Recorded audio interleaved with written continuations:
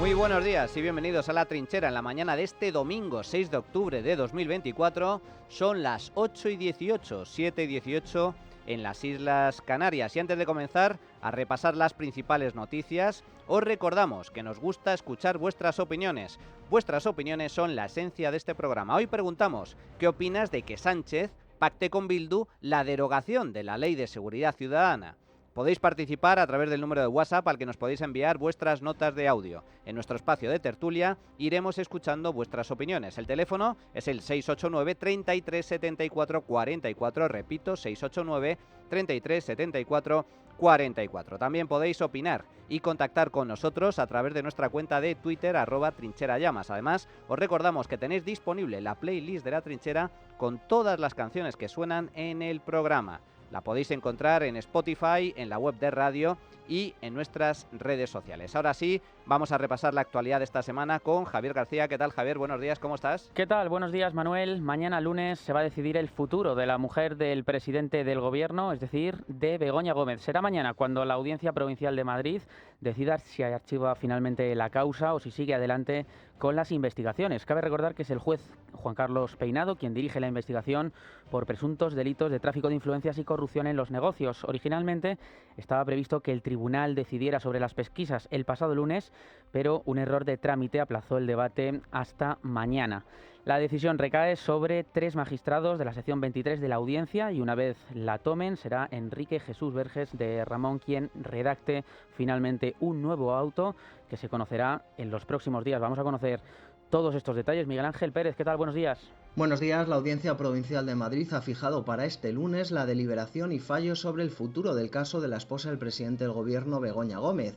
Dicha deliberación, prevista para el lunes pasado, se aplazó porque faltaba documentación. Recordamos que el juez Juan Carlos Peinado investiga a la mujer de Pedro Sánchez por delitos de tráfico de influencias y corrupción en los negocios. El tribunal deberá examinar 2 recursos, uno presentado por la propia Begoña Gómez y otro por la Fiscalía.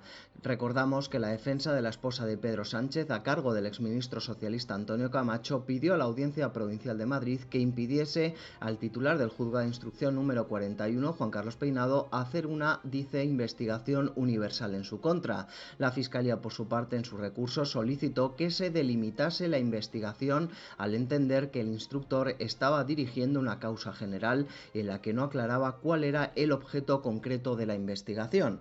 Fuentes jurídicas consultadas por Libertad Digital apuntan que previsiblemente la resolución tardará en conocerse unos días y que la sección 23 de la Audiencia Provincial de Madrid posiblemente avale la investigación del juez Peinado. Gracias, Miguel Ángel. Y desde el Gobierno no ocultan los ataques al juez Peinado. La portavoz del Gobierno, Pilar Alegría, ha acusado de nuevo al juez, en este caso dice, de llevar 6 meses pedaleando en la nada e insiste en que hay en marcha una campaña para derribar al presidente del Gobierno, a Pedro Sánchez. Cuando echamos la vista atrás vemos que llevamos 6 meses de instrucción pedaleando en la nada, donde además se ha solicitado un informe a la Guardia Civil, en este caso 2 informes sólidos y solventes, donde trasladan lo que venimos diciendo desde el primer momento, que no hay caso.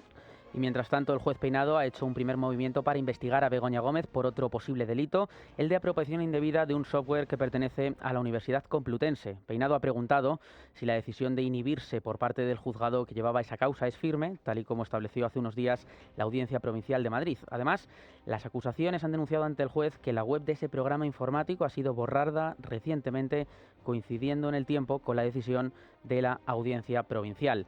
Por cierto, Begoña Gómez reapareció este martes, la hemos visto esta semana en un acto público de la Universidad Complutense, institución que ya ha cancelado uno de los másters que ella dirigía. Allí ha moderado una mesa redonda donde ha señalado la preocupación que muestran los jóvenes por la falta de transparencia en las organizaciones sin ánimo de lucro. La generación Z no solo demanda una nueva manera de actuar, sino que también demanda más transparencia por parte de las organizaciones.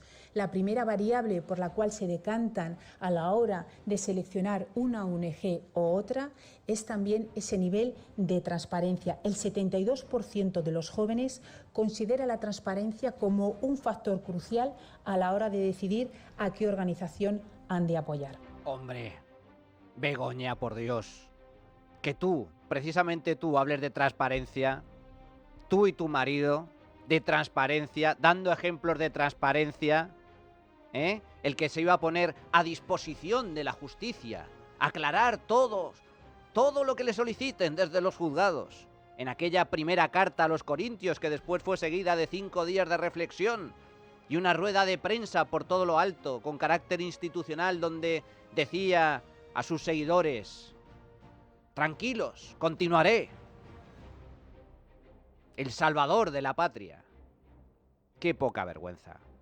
Qué poca vergüenza que Begoña hable de transparencia. ¡Ay, Bego! Se te acaba el chollo, amiga. Ya solo te queda un máster. Solo te queda un curso en la Complutense. Te han quitado la cátedra, te han quitado el otro máster, porque estabas perjudicando la imagen de la Universidad Complutense, que nunca te debería haber contratado, jamás, entre otras cosas, porque no cumples los criterios que se le exigen al resto de profesores para dirigir una cátedra o un máster universitario, que es el título de haber acabado una carrera universitaria. El título de licenciado. Curiosamente, paradójicamente, el curso, el máster que le queda a doña Begoña Gómez, que ella codirige, resulta que no lo podría cursar la propia Begoña Gómez, porque uno de los requisitos para hacer un máster es ser licenciado, y Begoña Gómez no lo es.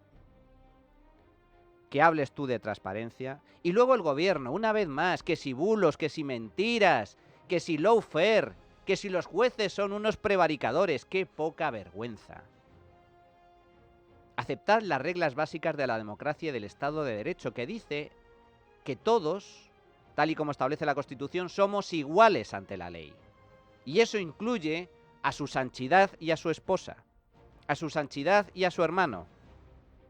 Si hay presuntos delitos, la obligación de los jueces es investigarlos.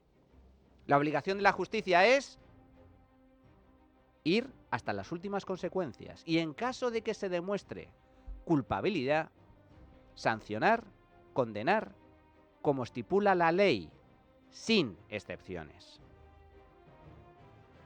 Pero eso no es lo que pretende Pedro Sánchez, ni mucho menos. Y por eso precisamente se dedica a atacar a periodistas y jueces. Habla de fango. El único fango que hay en España está en la Moncloa. Y esta semana hemos conocido más novedades de la investigación del caso Koldo, caso Partido Socialista. Ha sido protagonista el que fue presidente del Zamora, Víctor de Aldama. Su Audi de alta gama ha sido objeto de un ataque con armas de fuego tras recibir al menos 2 disparos en la ventanilla del conductor. No obstante, en el momento del tiroteo, Aldama no se encontraba en el interior del vehículo, que estaba estacionado y que estaba también vacío. Además, el exministro de Transportes, José Luis Ábalos, ha pedido al juzgado la identificación de los agentes de la Guardia Civil encargados del caso Koldo por un presunto delito de revelación de secretos. Todo ello se produce cuando ya ha terminado esta semana finalmente la comisión de investigación en el Congreso de los Diputados, sin mucho éxito. Ignacio Bravo, buenos días. Buenos días. Todo ello cuando el Partido Socialista ha otorgado la opción de defenderse de todas las acusaciones al exministro de Transporte. El PSOE ha concedido a José Luis Ábalos un plazo de 5 días para que presente alegaciones a la decisión de suspenderle de la militancia por su implicación en el caso Koldo antes de decidir si lo expulsa de manera definitiva o lo readmite. Hay que recordar que la semana pasada Ábalos solicitó su readmisión de manera formal al considerar que es inocente.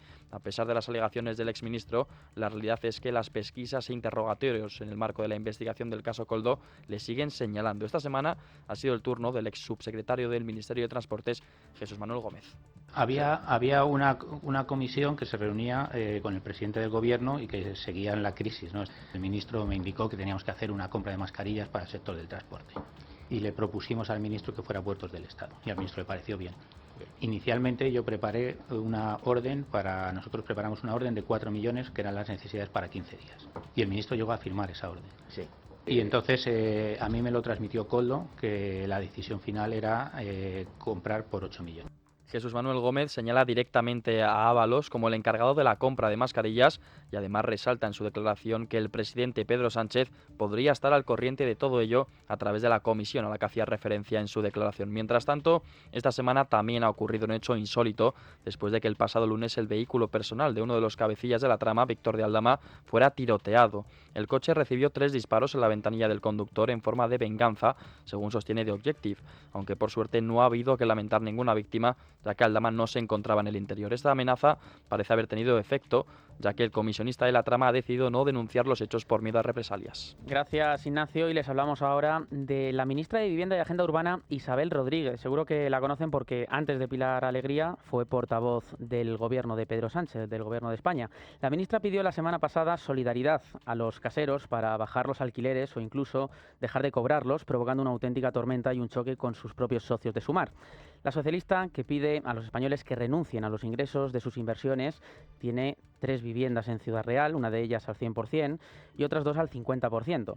Bien, pues además sepan que esta semana hemos conocido, a través de diversas publicaciones del diario de El Debate, que el marido de Isabel Rodríguez pasó de panadero y reponedor de supermercados a directivo de Solaria mes y medio después de ser nombrada ella ministra y poco antes de que el gobierno le diera una ayuda a Solaria de más de 1.600 millones de euros. Iván Molinero Camacho, así se llama el marido de la ministra, fichó por la energética Solaria en septiembre del año 2021, tan solo un mes y medio después de que su mujer llegara, como decimos, al Consejo de Ministros. Él es uno de los responsables del departamento que se encarga de preservar en esta empresa la seguridad laboral de los trabajadores. Vaya, vaya, cómo prosperan los socialistas, sus familiares, amigos y allegados.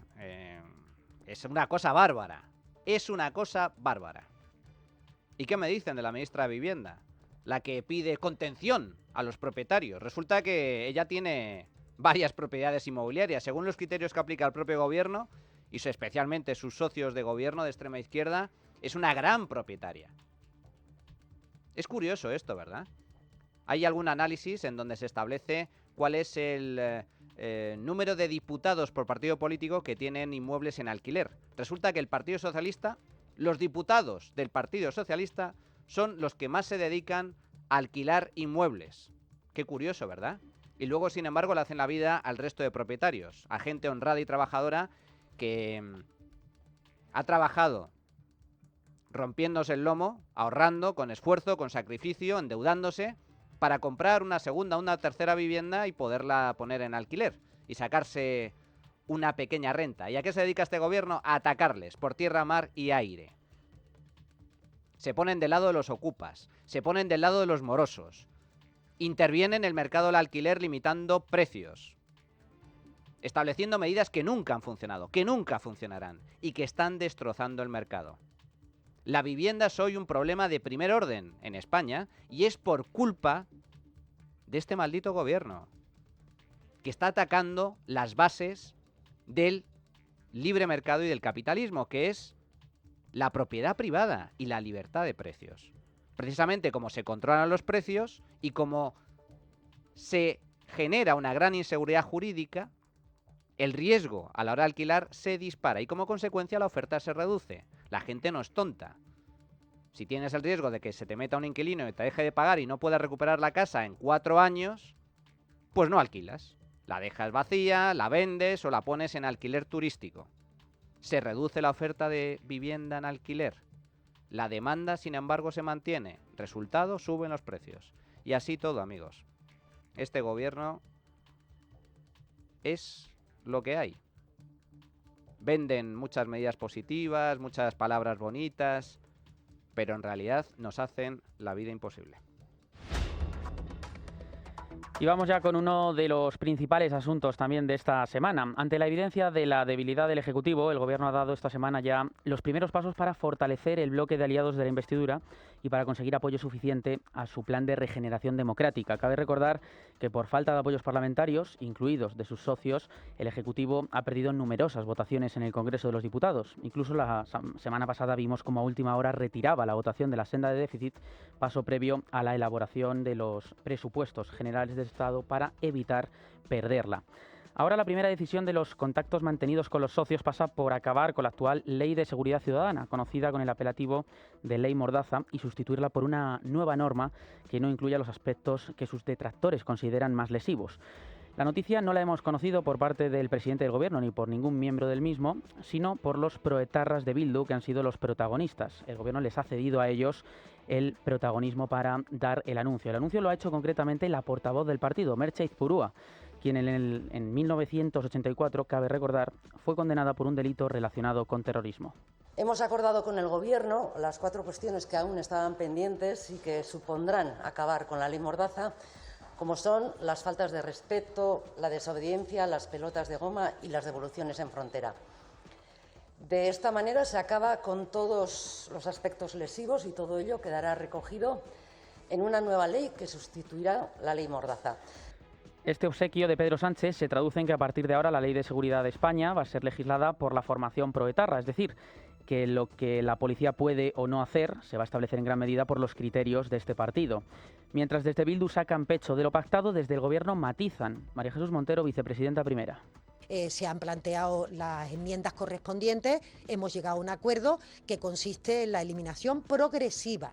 Y este elemento es muy importante porque las tecnologías aportan nuevos instrumentos, eliminación progresiva de las pelotas de goma.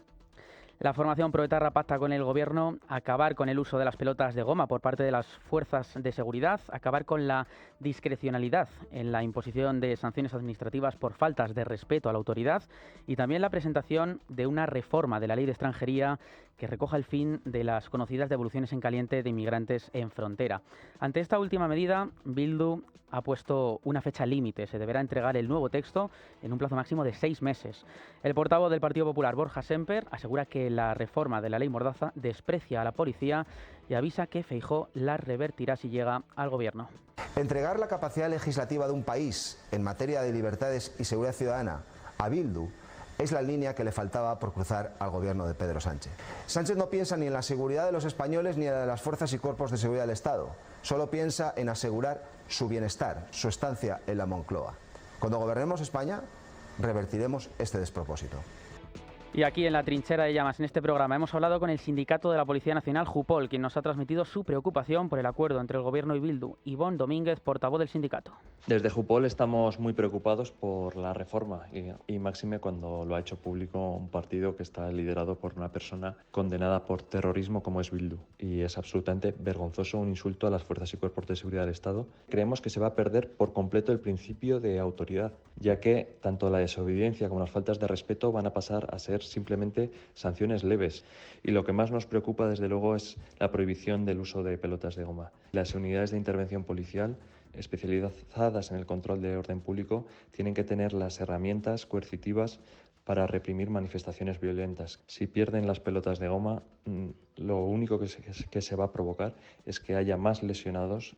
Y como ya es habitual dentro del Partido Socialista, esta medida ha sido criticada por el presidente de Castilla-La Mancha, Emiliano García Paje. Si se quitaran ellos la mordaza y pudieran de una vez pedir perdón y reconocer el dolor de las víctimas, ya sería suficiente. Está muy bien que el pacto sea con una organización que se dedicó a ponerle mordaza al pueblo vasco durante tantos años. Bueno, una vez más, está muy bien este tipo de declaraciones por parte de Paje, pero se quedan en nada. Se quedan en meras declaraciones, en meras palabras con intenciones. Punto. Nada más. Luego no se manifiestan actos reales, en actos de verdad de oposición, al menos interna, a Pedro Sánchez. Porque luego, al fin y al cabo, los diputados castellano-manchegos pues siguen votando todas las medidas que propone su máximo líder, Pedro Sánchez, en el Congreso y en el Senado. Por lo tanto, de poco o nada vale. Terrible lo que ha sucedido con la Ley de Seguridad Ciudadana, que va a ser derogada tras este acuerdo entre Partido Socialista y Bildu. ¿Se acuerdan ustedes cuando decía Pedro Sánchez que nunca iba a pactar con Bildu? Pues es lo que lleva haciendo desde el momento en el que se ha visto con la oportunidad. No deja de pactar y ceder cuestiones trascendentales con Bildu, como es ahora la Ley de Seguridad Ciudadana, que es una ley que garantiza la protección y el buen funcionamiento de la policía cuando tiene que actuar. ¿Qué es esto de eliminar las pelotas de goma? ¿Cómo pretende el gobierno paralizar o neutralizar manifestaciones, muchas de ellas violentas, en las calles, por parte de la extrema izquierda, que son los que montan follones cuando tienen oportunidad? ¿Qué pretenden? ¿A base de palmaditas en la espalda? ¿A base de caricias? ¿Van a desarticular a matones, a violentos, que se dedican a tirar piedras, adoquines? No. A los violentos en las calles se les combate con la fuerza de la ley y con la actuación diligente por parte de las fuerzas y cuerpos de seguridad del Estado. Con pelotas de goma, sí, por supuesto. Y con taser. Y con todos los mecanismos que tengan a su alcance para, con la ley en la mano, una vez más, neutralizar a los violentos y disolver las manifestaciones que provocan altercados. Porque una función básica del Estado es garantizar la seguridad. Y para eso están las fuerzas y cuerpos de seguridad del Estado.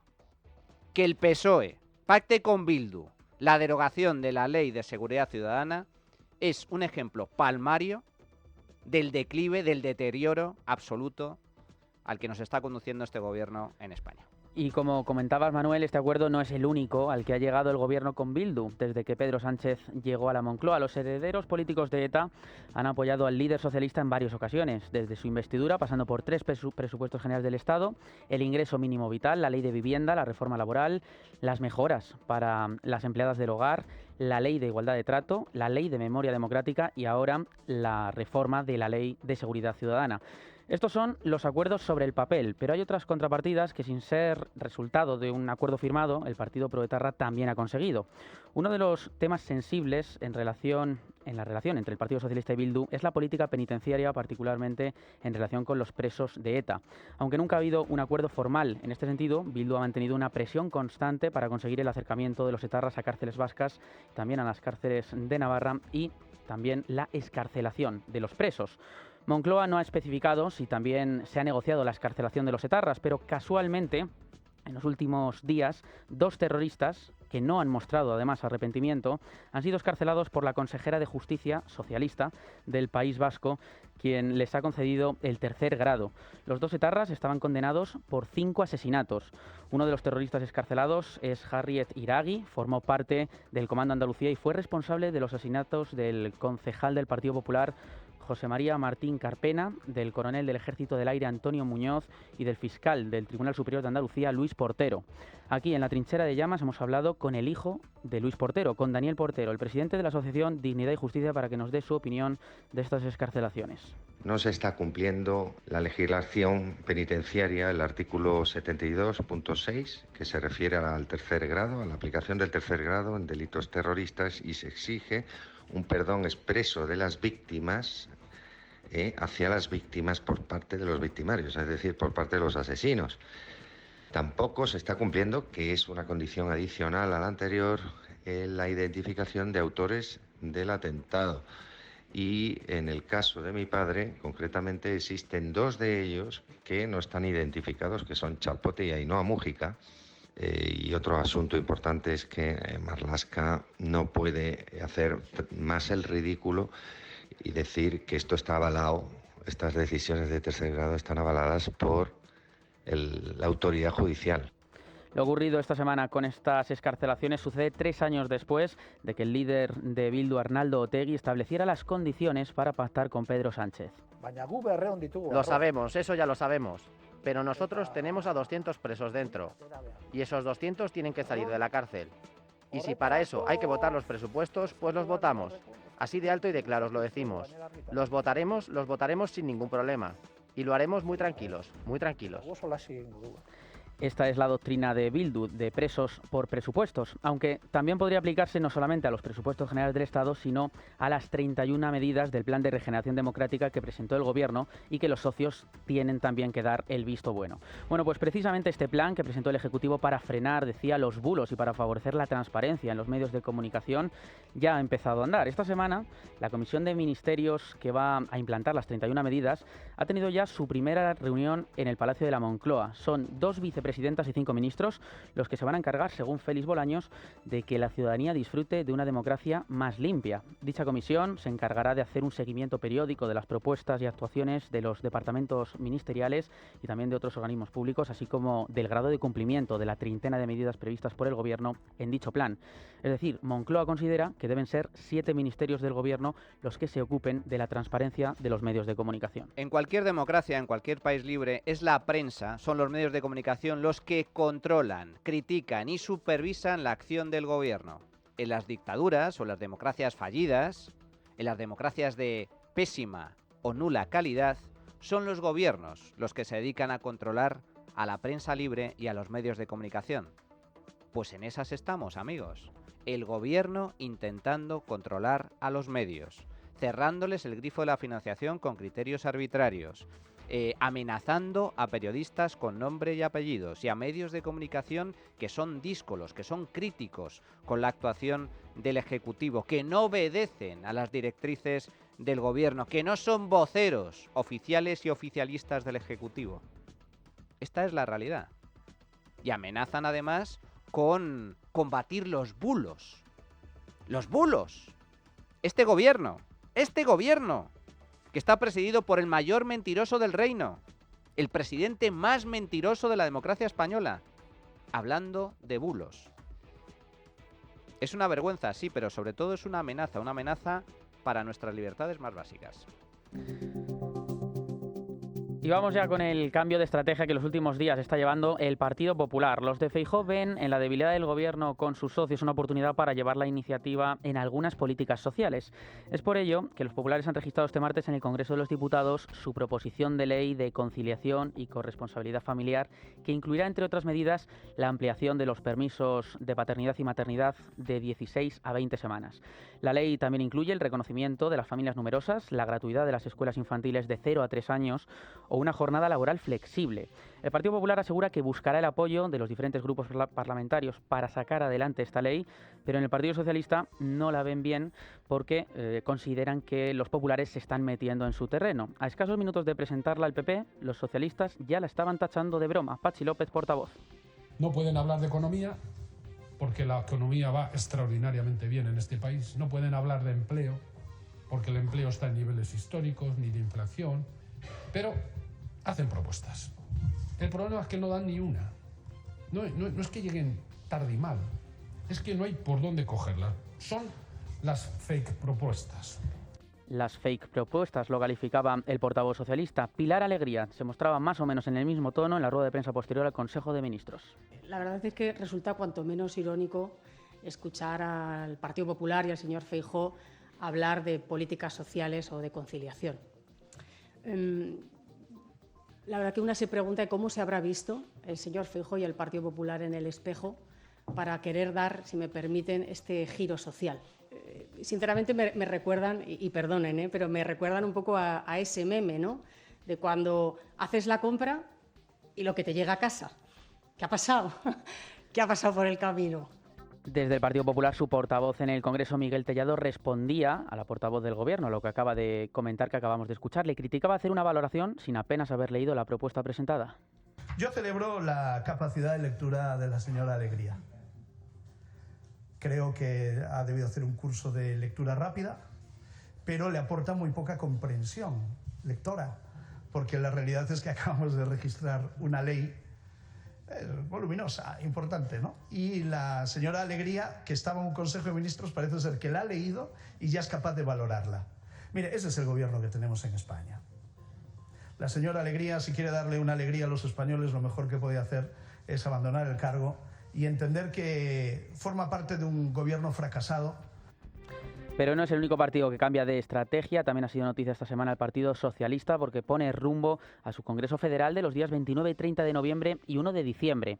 Lo que todos dan por hecho es una profunda remodelación de la Ejecutiva Federal para hacerla más reducida y dar cabida a nuevos valores del partido. También se da por seguro un cambio radical en la comunicación del Partido Socialista. Rubén Fernández, buenos días. Buenos días. El PSOE pone rumbo a su Congreso Federal de los días 29 y 30 de noviembre y que supondrá la aclamación de Pedro Sánchez. Queda por ver qué cambios surgen de este conclave clave, lo que todos dan por hecho, es una profunda remodelación de la Ejecutiva para hacerla más reducida y dar cabida a nuevos valores del partido. También se da por seguro un cambio radical en la comunicación.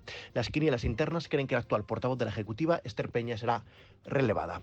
La diputada por Burgos fue una apuesta personal de Ferraz para testarla de cara a un posible relevo al frente de la Secretaría General del PSOE en Castilla y León para suceder al actual líder Luis Tudanca. Durante estos meses, Peña compaginó su labor en la sede federal del PSOE con una labor activa en su provincia, pero continuó siendo fiel al líder regional. En las últimas semanas ha perdido protagonismo frente a la portavoz del conclave interno, Emma López. Lo que también se da por hecho son los relevos de Pachi López al frente de la portavocía del grupo parlamentario del PSOE en el Congreso y de Juan Espadas en el Senado. Durante varias semanas se especuló con el posible salto de Espadas al Ejecutivo para relevar a Teresa Rivera, pero en las últimas semanas esta apuesta ha ido perdiendo fuelle. Tampoco parece que la crisis gubernamental que el presidente tendrá que acometer para dar salida a Rivera sea de calado, como parecía en un principio. Un ejemplo es el salto de Antonio Hernando de Moncloa a la Secretaría de Estado de Telecomunicaciones, pese a que siempre ambicionó una cartera ministerial.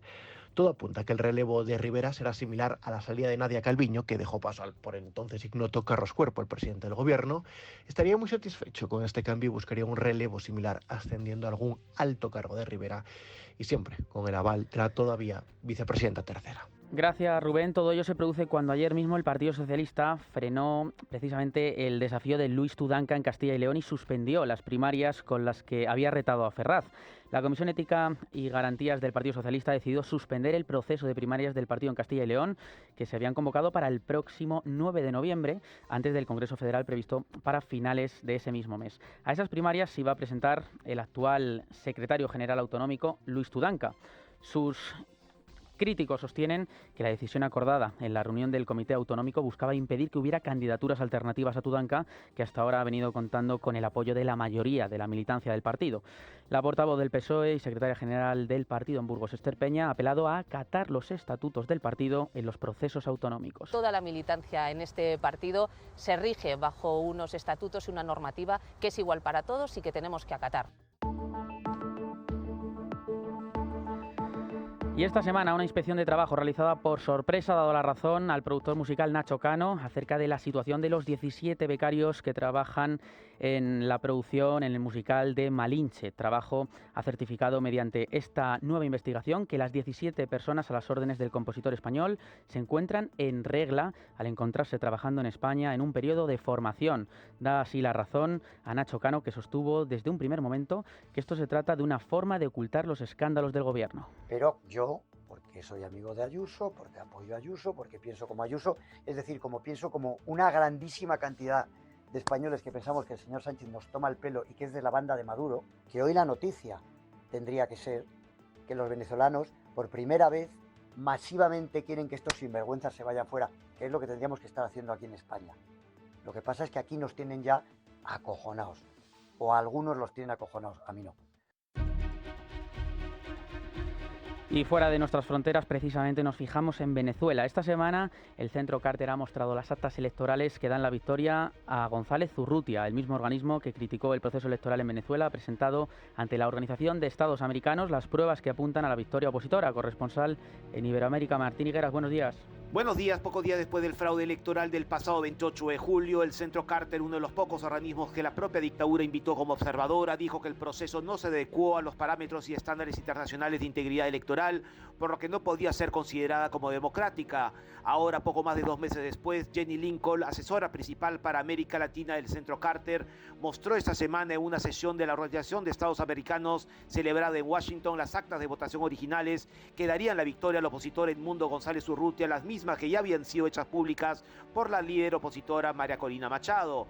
Lincoln dijo que acababa de recibir los originales y que le gustaría compartirlos para que puedan ver que son actas originales de Venezuela, que tienen un código QR muy importante y que permitió a los testigos, a los observadores internacionales y electorales de miles y miles de centros de votación recopilar la información de manera sistemática a partir de nuevamente datos originales que fueron producidos por el Centro Nacional Electoral, y sentenció que ese es el punto clave de esta elección.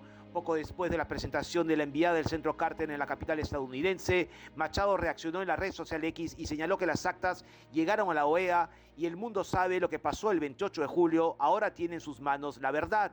Y después de esto, en Madrid, González Urrutia se proclamó presidente electo de su país, como cree que lo avalan las urnas y buena parte de la comunidad internacional, y adelantó que el próximo 10 de enero estará de regreso en Venezuela para tomar posesión como presidente.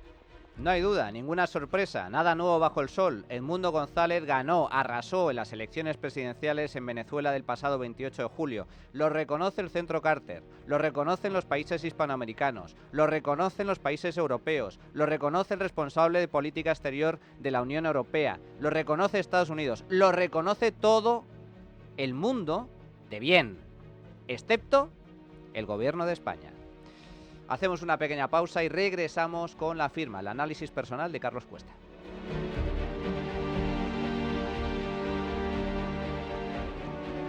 La Trinchera de Llamas. Es Radio.